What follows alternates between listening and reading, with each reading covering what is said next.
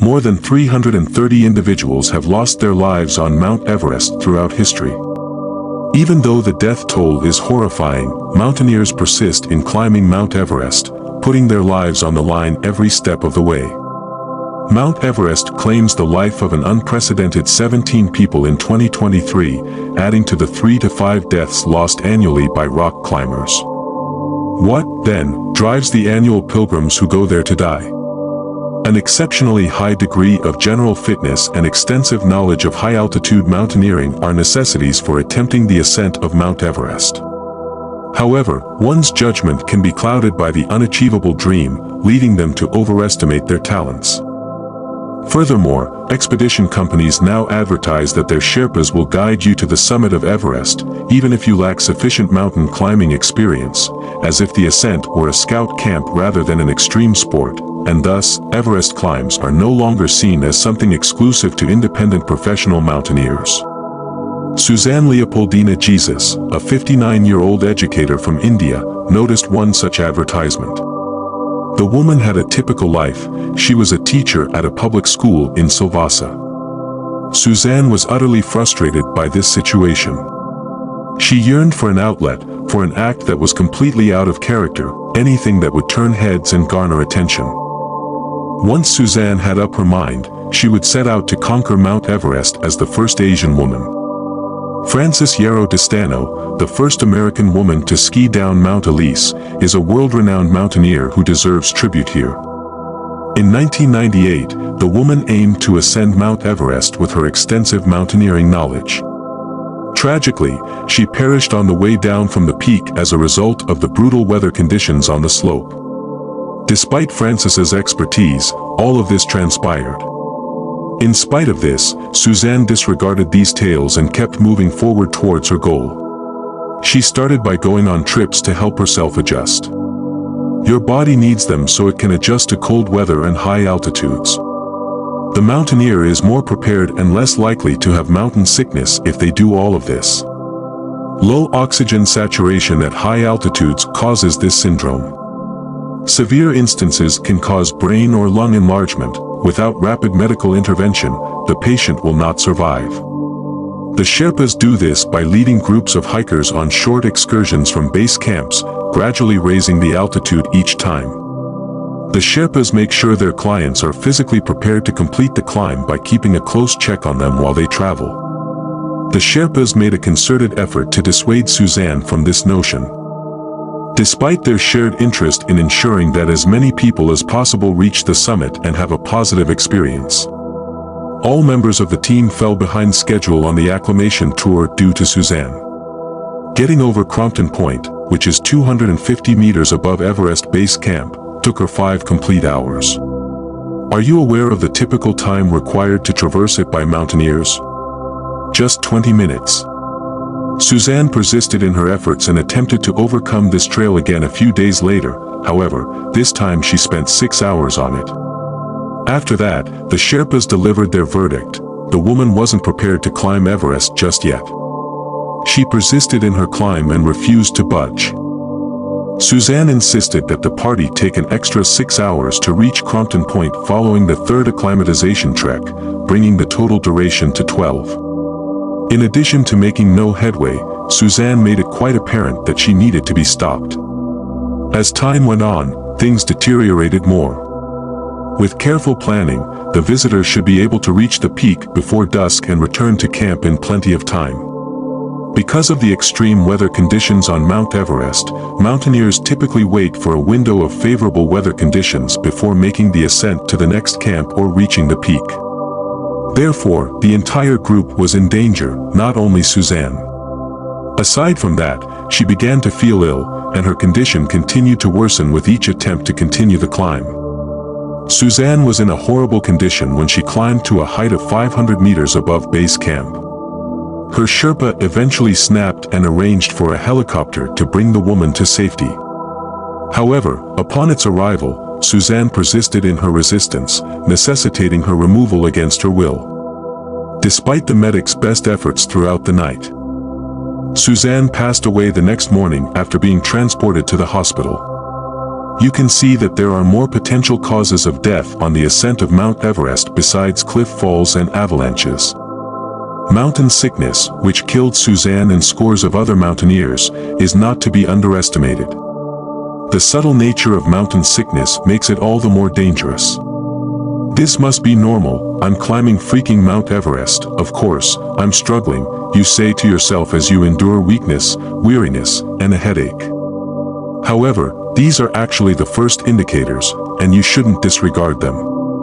Additional symptoms such as vertigo, vomiting, eye pain, retinal hemorrhage, and bradycardia, a rhythmically abnormally slow pulse rate, may appear later on.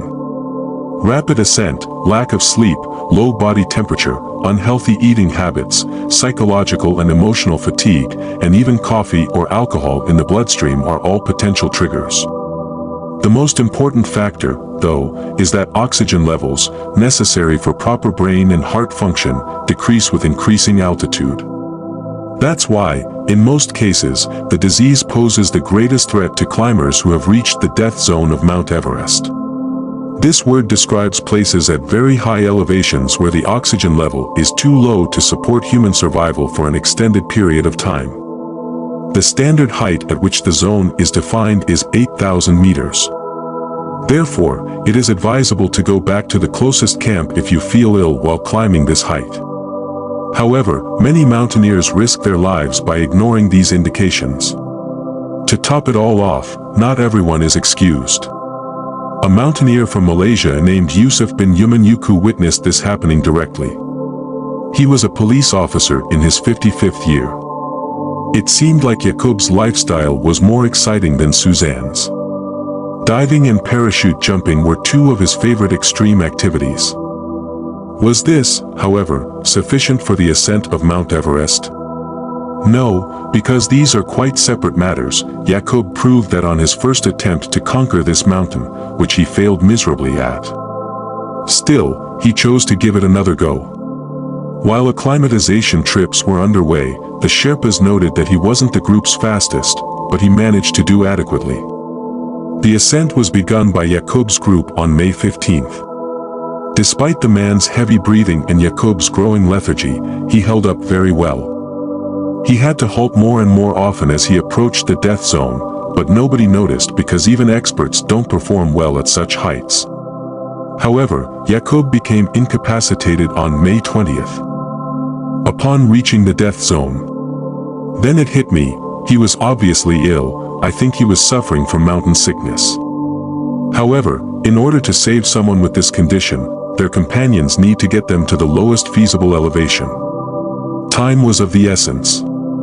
It was a struggle, but the Sherpas lowered the man as quickly as they could. They checked on Yaqub's status every few minutes, but he soon stopped talking. The Sherpas discovered the man's death when they took his pulse. After realizing they couldn't save Yaqub, the guides returned to the group to aid the other climbers and ensure their safety, leaving his body somewhere around South Pole. The next day, his remains were removed and conveyed to his Malaysian relatives. But such a response to Everest's severe conditions may occur not only in amateurs but also in experts. Victor Brenza's wife, Viorica, claims that her husband had a passion for mountains and heights in general. He went so far as to install TV antennas for the express purpose of enjoying aerial views of the world. Mount Everest remained Victor's unfulfilled ambition, even though he had already ascended every peak in Italy. Starting his ascent via the South Pole, the spot where Yaqub had died, the mountaineer was unable to reach the peak that day due to the extraordinarily strong wind. Therefore, he had to spend the night in order to resume his journey the next day. However, he did not make it until daylight because his condition worsened significantly over the night as a result of mountain sickness. Mount Everest was the site of Victor Brenza's death on May 17th. His beloved activity was his last resting place, and according to Viorica, he was a courageous and daring soul. Another individual who had aspirations of reaching the summit of Mount Everest since the age of 9 was Peter Schwart, a hospital anesthesiologist from Vancouver. From North America's Mount Rainier to Argentina's Aconcagua, he has climbed an astounding number of mountains. And in May of 2023, He began his highly anticipated descent of Mount Everest. He had maintained continual contact with his family before to May 25th, the day on which he had been on the mountain for 7 weeks. It was clear from his statements that Peter was in a fantastic mood. However, the death zone was the turning point. A terrible illness struck the man. On his own, he was unable to even stand, much less continue going. It was extremely difficult for him to focus, and he was also experiencing a splitting headache and irregular breathing. Although the fourth camp was the closest, Peter's critical condition necessitated an emergency transfer to the third, as it was the only camp with a helicopter landing field that could transport the casualty directly to the hospital. Unfortunately, Peter's health deteriorated more while he was en route to the camp. A cardiac arrest occurred after he fainted. Prior to receiving medical assistance, Peter took his final breath. Unfortunately, he was not brought to camp in time by the Sherpas. No matter how many times a guide climbs Everest and descends, it doesn't imply they're prepared to handle every emergency that may occur on the mountain. Death can strike anyone, even them. Lakpa R, Pemba Tenzin, and Dui were the 3 Sherpas that departed for the Khumbu Icefall in the dawn of April 12, 2023. The purpose of their mission that day was to inspect and reattach several ropes connecting Camp 2 at 6,400 m to the summit of Mount Everest. They had all reached the peak of the mountain several times before. Since the mountaineers relied on the ropes to keep them steady while they ascended treacherous and steep slopes, the mission was crucial. They were set up in places close to cliffs or ravines. The Khumbu Icefall was one of those places. It is an iceberg fragment that is constantly shifting and creating collapses due to its numerous fissures. The only way to reach Camp 1 from the southern side of Mount Everest is to climb through it, hence everyone doing so must do so. In order to do the necessary maintenance work, the Sherpas had to traverse the treacherous icefall in its exact center. An accident report from a party of mountaineers suggests that something occurred near the icefall around 9:30 in the morning. It found out that the Sherpas fell into the 50-meter deep fissure at Khumbu due to yet another collapse. Moreover, an avalanche buried them as well. Upon receipt of the signals, ground rescue operations commenced without delay. Although aviation searches helped, the rescue mission had to be cancelled because of the worsening weather and the possibility of another avalanche. The 3 Sherpas were tragically buried alive by the snow and did not survive. No one is immune to the destructive power of nature, whether they are a complete novice, a seasoned Sherpa, or a world-renowned mountaineer like Sayar Shida. In 2014, he successfully climbed 8,051-meter Broad Peak, and in 2022, he reached the peak of Lhotse, an even higher mountain at 8,516 meters. Following this, in 2023, Sayar decided he intended to climb Mount Everest solo, without assistance. Rather than keeping a diary, he transformed his Facebook page into an impressions journal. His terrible cough, painful throat, and watery eyes had been bothering him for the past few days, he said in one of his last posts. It didn't stop him from trying to improve and achieve the peak. In fact, he was getting dangerously near. Over the satellite phone, Sayar informed his family that he was at an altitude of about 8,700 m and that he still had 3 or 4 hours to go till he reached the peak. At the peak of the Hillary Step, a nearly vertical incline of Mount Everest, the final signal received by his tracker indicated the last possible location from which the guy could be followed. Following a protracted search, word reached his family that he had been discovered on that very step at a height of 8,780 m by another expedition group. However, they were powerless to aid him. But they did get in touch with an organization in Nepal, and they dispatched a helicopter to find Shida. In addition, 3 Sherpas left Camp 2 on May 26 to aid the victim. Sayar had been missing for 1 day and had tried to climb the peak for 2 days before to this. There was no sign of the mountaineer when the rescue party got to his final known position. They climbed to the peak of the mountain after spending all day looking for the man. But in the end, Shida was declared dead. Despite the fact that his remains had not been located, it was discovered that Shida had started his climb without his equipment on May 24. Near Camp 2, a Sherpa discovered his tent and clothing. According to the evidence, he climbed the mountain in his current clothing, without any additional oxygen that could have prevented his death in the danger zone. Among the tragic events of 2023, this one remained the most shrouded in mystery. Thus, it makes no difference if you've chosen to climb Mount Everest to fulfill a lifelong ambition.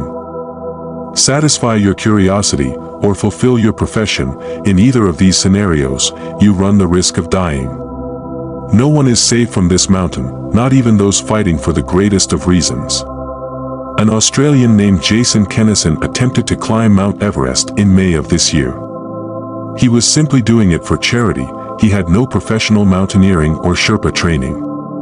Kennison had severe hip, shoulder, and spinal cord injuries in an automobile accident when he was 23 years old. His recovery was sluggish. Along the way, Jason battled depression, had to retrain his muscles to walk again, and restored the use of his limbs. However, the man's back pain persisted even after he had healed, necessitating a regular spine operation. Another surprise was thrown his way by fate. After injuring Jason's nerve during the operation, doctors said he would spend the rest of his life in a wheelchair. But Kennison returned to rehabilitation and physiotherapy with a vengeance. In due time, the man was able to do more than just stand, he could walk and run. He went so far as to plot climbing Everest. This was Jason's method of calling attention to the plight of those who were in need, who were going through the same things he was. So, he intended to use his climb to solicit donations for Spinal Cord Injury Australia, a non-profit organization. Kennison enrolled in a mountaineering school in New Zealand before the climb. In addition to training on rock faces, he set up a climbing rope in his backyard for jumaring and step climbing. When Jason finally reached the summit of Mount Everest, he was victorious. He overcame every obstacle with the same ease and competence as the two Sherpas who were with him. After years of struggling, he finally made it to the top of the highest mountain in the world, a feat he never would have imagined doing even a few years earlier. Because they realized how significant it was for Jason. His family members cried with joy when they learned he had made it, as recounted in an interview. A snapshot of Kennison's success wasn't quite enough to declare victory. He still needed to descend the mountain, so he was only halfway there.